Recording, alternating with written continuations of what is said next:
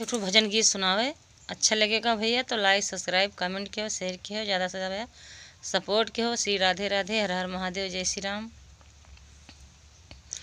ऊँचियाँ टरी सबरी जेवाना बनावै रामा, ऊँचियाँ टरी सबरी जेवाना बनावै रामा, जमना बनाई चली आयो सबरी, हमारे सुआ थाई राम ना जगाया सबरी, हमारे सुआ थाई राम ना जगाया सबरी।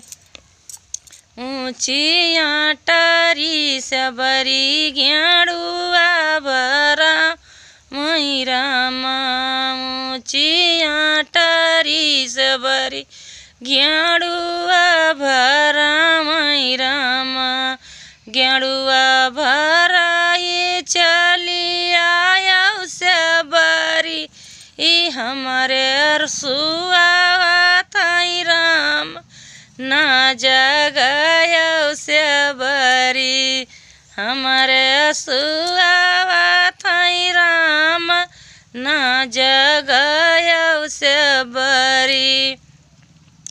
ऊँचियाँ टरी सबरी बीरावा लगावै राम, ऊँचियाँ टरी सबरी बीरावा लगावै रामा, बीरावा लगाई चली आयो सबरी, हमारे असुआ थाई राम ना जगाया सबरी, हमारे असुआ थाई राम ना जगाया सबरी।